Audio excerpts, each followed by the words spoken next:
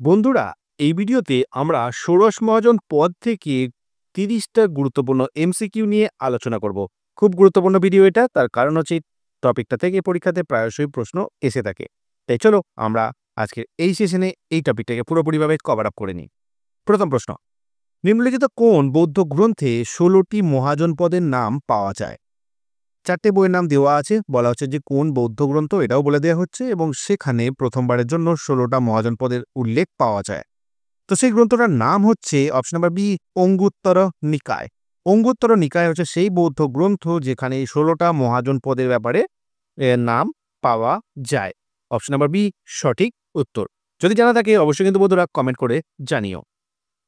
দ্বিতীয় প্রশ্ন, মগধ মহাজন পদের রাজধানী কি ছিল? উজ্জয়িনী, রাজগৃহ, বৈশালী না বারাণসী? খুবই গুরুত্বপূর্ণ প্রশ্ন, কারণ এই যে 16টা মহাজন পদ ছিল তার মধ্যে সবচাইতে শক্তিশালী ছিল কিন্তু এই মগধ। তো এই মগধের রাজধানী কি ছিল? মগধের রাজধানী ছিল কিন্তু রাজগৃহ, যেটা বর্তমানে রাজগীর।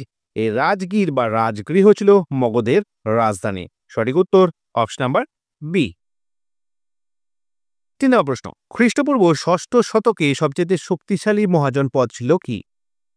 যেমনটা আমরা অলরেডি আলোচনা করেছি যে মগধ ছিল সবচেয়ে শক্তিশালী মহাজনপদ। সঠিক উত্তর অপশন নাম্বার সি, মগধ। মগধের রাজধানী কি ছিল? রাজগৃহ। 4 নম্বর প্রশ্ন, অবন্তী মহাজনপদ বর্তমানে ভারতের কোন রাজ্যে অবস্থিত ছিল? অবন্তী বলে একটা মহাজনপদ ছিল, এই মহাজনপদটা কোন রাজ্যে, মানে অধুনা ভারতের কোন রাজ্যে অবস্থিত ছিল সেটা জিজ্ঞাসা করা হয়েছে। তো সেটার উত্তর হবে অপশন বি, মধ্যপ্রদেশ। মধ্যপ্রদেশ রাজ্যে ছিল এই অবন্তী মহাজন পদটি। সঠিক উত্তর অপশন নাম্বার বি। 5 নম্বর প্রশ্ন, বৎস মহাজন পদের রাজধানী কি ছিল? বৎস মহাজন পদের রাজধানী ছিল কৌশাম্বী, চম্পা, তক্ষশিলা না রাজগৃহ? রাজগৃহ তো আমরা দেখলাম মগধের, তাহলে একটা অপশনকে তো আমরা খুব সহজে এলিমিনেট করতে পারলাম, কিন্তু বাকি তিনটের মধ্যে কনফিউশন হয়তো থেকেই যাচ্ছে। সঠিক উত্তর হবে option number A, Kaushambi. Kaushambi ছিল এই বৎস মহাজন পদের রাজধানী। সঠিক উত্তর অপশন নাম্বার এ হয়ে যাবে। নেক্সট প্রশ্ন দেখে নেব 6 নম্বর, বৈশালী ছিল কোন মহাজন পদের রাজধানী? মল্ল, অঙ্গ, বাজি না কৌশল? তাহলে বৈশালী ছিল কিন্তু এই বাজি বলে যে মহাজন পদটা তার রাজধানী। সঠিক উত্তর অপশন নাম্বার সি, বাজি বা ভাজি। ভাজি এই যে মহাজন পদটা ছিল তার রাজধানী ছিল কিন্তু এই বৈশালী। এটা সঠিক উত্তর হয়ে গেল অপশন নাম্বার সি। 7 নম্বর প্রশ্ন, মগধের কোন রাজা লিচ্ছবিদের পরাজিত করেন? অজাতশত্রু, বিম্বিসার, প্রসেনজিৎ না মহাপদ্ম নন্দ? কে লিচ্ছবিদের পরাজিত করেন? তো সঠিক উত্তর হবে অপশন নাম্বার ই, অজাতশত্রু। এই অজাতশত্রু ছিলেন কে? অজাতশত্রু হচ্ছে এই বিম্বিসার। বিম্বিসার মানে হচ্ছে হর্ষঙ্ক বংশ, তার পুত্র ছিলেন এই অজাতশত্রু, এবং এই অজাতশত্রু কি করেন? লিচ্ছবিদের পরাজিত করেন। সঠিক উত্তর অপশন নাম্বার এ। তো এই অজাতশত্রু কোন বংশের শাসক ছিলেন? সো বংশটা হয়ে যাবে কিন্তু হর্ষঙ্ক বংশ। 8 নম্বর প্রশ্ন, প্রসেনজিৎ ছিলেন কোন মহাজন পদের সম্রাট? প্রসেনজিৎ ছিলেন কোন মহাজন পদের সম্রাট? সঠিক উত্তর অপশন বি, কুশল। কুশল মহাজন পদের এই সম্রাট ছিলেন কিন্তু প্রসেনজিৎ। অপশন নাম্বার বি হবে সঠিক উত্তর। এরপরে আমরা 9 নম্বর প্রশ্নটা দেখে নেব। তক্ষশিলা ছিল কোন মহাজন পদের রাজধানী? তক্ষশিলা ভীষণ গুরুত্বপূর্ণ একটা তোমার জায়গা ছিল, যেটা ছিল একটা শিল্প, সাহিত্য, সংস্কৃতির একটা প্রাণ কেন্দ্র। তো এই তক্ষশিলা কোন মহাজন পদের রাজধানী ছিল? তাহলে সঠিক উত্তর হবে অপশন বি, গান্ধার। গান্ধার বলে যে রাজ্যটা ছিল, মহাজন পদটা ছিল, সেই মহাজন পদটার রাজধানী ছিল কিন্তু তক্ষশিলা। সঠিক উত্তর অপশন নাম্বার বি, গান্ধার মহাজন পদের। 10 নম্বর প্রশ্ন, অঙ্গ মহাজন পদের রাজধানী কি ছিল? বলো, অঙ্গ মহাজন পদ। সঠিক উত্তর হবে অপশন নাম্বার সি, চম্পা। চম্পা হচ্ছে অঙ্গ মহাজন পদের রাজধানী ছিল। সঠিক উত্তর অপশন নাম্বার সি, চম্পা। এবার আমরা 11 নম্বর প্রশ্ন দেখে নেব। 11 নম্বর প্রশ্ন, গৌতম বুদ্ধ কোন মহাজন পদের অন্তর্গত ছিলেন? বাজি, মল্ল, শাক্য না কৌশল?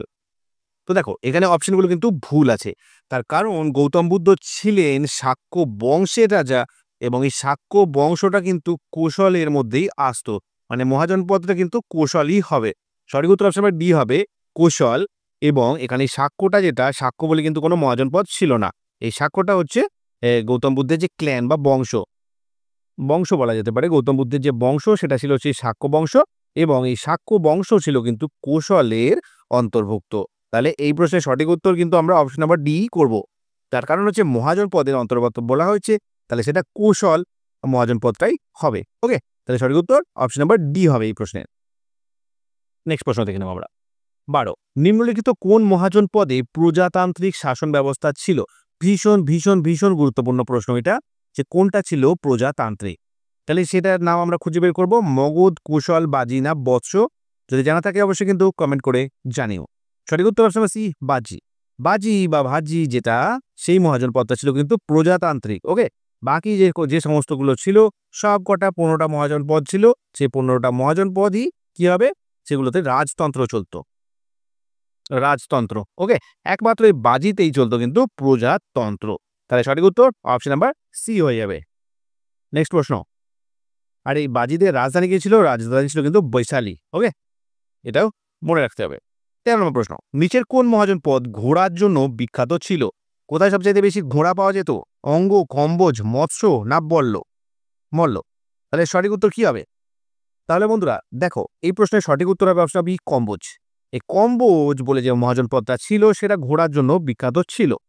বর্তমানে যদি এই কম্বোজ কোথায় সেটা আমরা জানার চেষ্টা করি, তাহলে সেটা হবে অনেকটা পাকিস্তান এবং আফগানিস্তানের বর্ডার রিজিয়নটা। ওকে, মানে পাকিস্তান এবং আফগানিস্তানের যে অন্তর্বর্তী কিছু অঞ্চল, সেটা ছিল তখনকার দিনে কম্বোজ। ওকে, তাহলে এই প্রশ্নের সঠিক উত্তর অপশন বি হয়ে গেল, কম্বোজ। এবং এই কম্বোজ কিন্তু ঘোড়ার জন্য বিখ্যাত ছিল। 14 নম্বর প্রশ্ন, ফরসংখ বংশের প্রতিষ্ঠাতা কে ছিলেন? অজাতশত্রু, বিম্বিসার, উদয়ন না মহাপদ্ম নন্দ? তাহলে এই প্রশ্নের সঠিক উত্তর হবে অপশন বি, বিম্বিসার।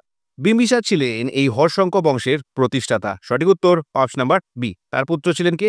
অজাতশত্রু, এবং অজাতশত্রুর পুত্র ছিলেন এই উদয়ন। তাহলে এই প্রশ্নের সঠিক উত্তর অপশন নাম্বার বি হয়ে গেল, তাই তো।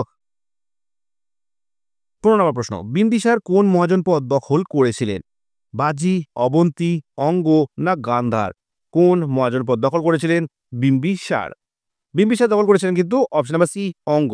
অঙ্গ বলে যে মহাজন পদটি ছিল সেটিকে দখল করেছিলেন কিন্তু এই বিম্বিসার। সঠিক উত্তর অপশন নাম্বার সি হয়ে যাবে।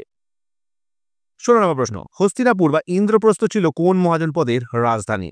হস্তিনাপুর বা ইন্দ্রপ্রস্থ, তো এটা ছিল অবশ্যই কিন্তু কুরু বংশের রাজধানী। কুরু যে মহাজন পদটা ছিল, সেই কুরু মহাজন পদের রাজধানী ছিল কিন্তু হস্তিনাপুর বা ইন্দ্রপ্রস্থ। সঠিক উত্তর অপশন নাম্বার বি হয়ে যাবে। নেক্সট প্রশ্ন দেখে নেব আমরা, 17 নম্বর। মগধের কোন রাজা পাটলিপুত্রকে রাজধানী ঘোষণা করেন? ভীষণ গুরুত্বপূর্ণ একটা প্রশ্ন। এই প্রশ্নের সঠিক উত্তর কি হবে? সঠিক উত্তর হবে অপশন নাম্বার সি, উদয়ন। বিম্বিসারের পুত্র অজাতশত্রু, অজাতশত্রুর পুত্র হচ্ছে উদয়ন। ওকে, তাহলে এই উদয়ন কি করলেন, তিনি রাজগৃহ থেকে রাজধানীটাকে শিফট করলেন। রাজগৃহ যেটা ছিল, সেই রাজগৃহে মগধের রাজধানী ছিল, সেটাকে উদয়ন সরিয়ে নিয়ে আসতেন কোথায়? পাটলিপুত্রে। এবং পাটলিপুত্র শহরটা স্থাপনাও কিন্তু এই উদয়নের হাত ধরেই শুরু হয়েছিল। অজাতশত্রু এর ভিত্তিপ্রস্তর স্থাপন করলেও এই পাটলিপুত্র শহরটাকে মূলত স্থাপন করেন কিন্তু এই উদয়ন। নেক্সট প্রশ্ন, 18 নম্বর। কোন মহাজন পদ যমুনা নদীর তীরে অবস্থিত ছিল? যমুনা নদীর তীরে কোন মহাজন পদটা অবস্থিত ছিল? তাহলে সেটা ছিল option number A, Kuru. Kuru যে মহাজন পদটা ছিল, সেই কুরু মহাজন পদটা কিন্তু যমুনা নদীর তীরে অবস্থিত ছিল। সঠিক উত্তর অপশন নাম্বার এ হয়ে যাবে। নেক্সট প্রশ্ন দেখে নেব আমরা, 19। বেশিরভাগ মহাজন পদে কি ধরনের শাসন ব্যবস্থা প্রচলিত ছিল? এটা নিয়েও আমরা একটু আগে আলোচনা করছিলাম।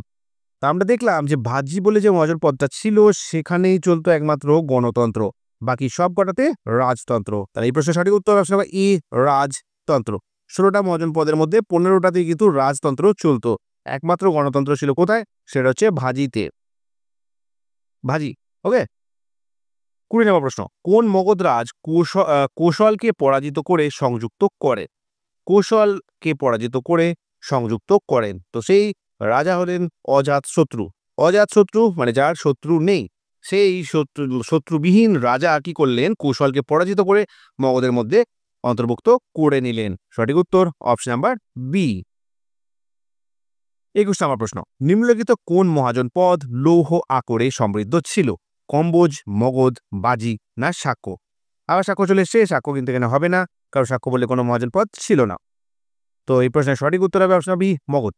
এই লোহার ব্যাপার যখনই আসবে সেখানে কিন্তু মগধ হবে, কারণ মগধ কিন্তু ন্যাচারাল রিসোর্সে ভরপুর ছিল। সঠিক উত্তর অপশন বি। আর কম্বোজ কিসের জন্য বিখ্যাত ছিল আমরা একটু আগে দেখলাম, সেটা হচ্ছে ঘোড়া। প্রচুর পরিমাণে ঘোড়া পাওয়া যেত এখানে। 22 নম্বর প্রশ্ন, বুদ্ধের সমসাময়িক এবং মগধের রাজা ছিলেন কে? মহাপদ্মনন্দ, অজাতশত্রু, বিম্বিসার না অশোক? এই প্রশ্নের সঠিক উত্তর হবে অপশন নাম্বার সি, বিম্বিসার। না, অজাতশত্রু হবে না, বিম্বিসার হবে। এই প্রশ্নের সঠিক উত্তর অপশন নাম্বার সি হবে বিম্বিসার। বুদ্ধের সমসাময়িক মগধের রাজা ছিলেন কিন্তু বিম্বিসার। সঠিক উত্তর অপশন নাম্বার সি। নেক্সট প্রশ্ন আমরা দেখে নেব 23 নম্বর প্রশ্ন, উজ্জয়িনী ছিল কোন মহাজনপদের রাজধানী? উজ্জয়িনী ছিল কোন মহাজনপদের রাজধানী? তো উজ্জয়িনী ছিল অবন্তী রাজবংশের রাজধানী। এই ভিডিও শুরুর দিকে আমরা আলোচনা করছিলাম যে অবন্তীটা কোথায়, সেটা হচ্ছে এমপিতে, মানে অধুনা এমপি যেটা মধ্যপ্রদেশ, সেখানে কিন্তু অবন্তী আছে। আর এই উজ্জয়িনী কিন্তু এমপিতেই আছে। সেখান থেকেও যদি আমরা একটু মাথাটা খাটাতাম তাহলে উত্তরটা খুঁজে বের করতে পারতাম। 24 নম্বর প্রশ্নে চলে আসছি আমরা। অঙ্গ মহাজন পদ বর্তমানে ভারতের কোন রাজ্যে ছিল? অঙ্গ বলে যে মহাজন পদ, সেটাকে আমরা দেখলাম যে মগধ কিন্তু সেটাকে অধিগ্রহণ করে ফেললো। তো মগধ অধিগ্রহণ করে আরো বড় হয়ে গেল। এমনি মগধ যথেষ্ট শক্তিশালী ছিল। তো এই অঙ্গ কোথায় ছিল? তো অঙ্গ মূলত ছিল বিহার এবং পশ্চিমবঙ্গের কিছু অঞ্চল জুড়ে। তাহলে সঠিক উত্তর অপশন বি হবে, বিহার। এই অঙ্গ মহাজন পদটি বর্তমানে বিহার এবং পশ্চিমবঙ্গের কিছু অংশ জুড়ে বিস্তৃত ছিল। এই অঙ্গের রাজধানী ছিল চম্পা, যা গঙ্গা নদীর তীরে অবস্থিত ছিল। ওকে, এটাও একটা গুরুত্বপূর্ণ। এক মগধ আর দুই হচ্ছে এই চম্পা বা অঙ্গ।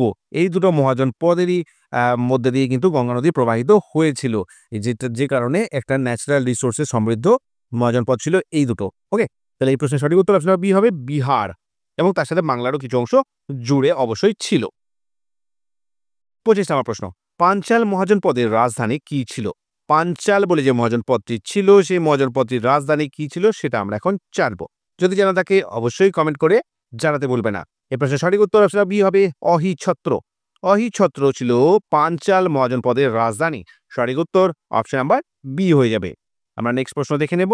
26 নম্বর প্রশ্ন, নিম্নলিখিত কোন মহাজন পদের পারস্যের সাথে সম্পর্ক ছিল? পারস্য মানে বর্তমানে ইরান বলতে পারো।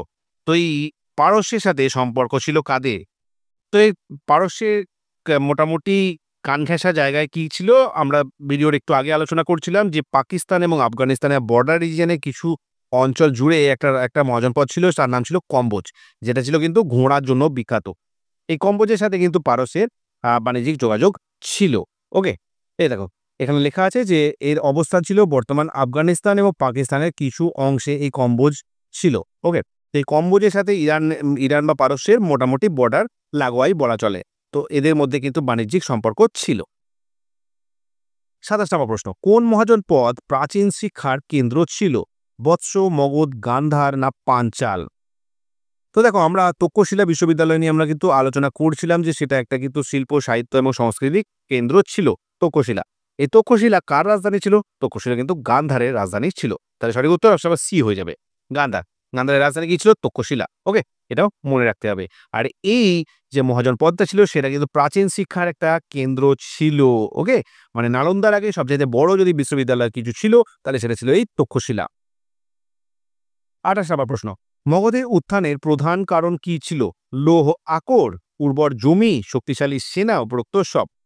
তো দেখো, লৌহ আকরিক তো মগধে ভরে ভরে পাওয়া যেত।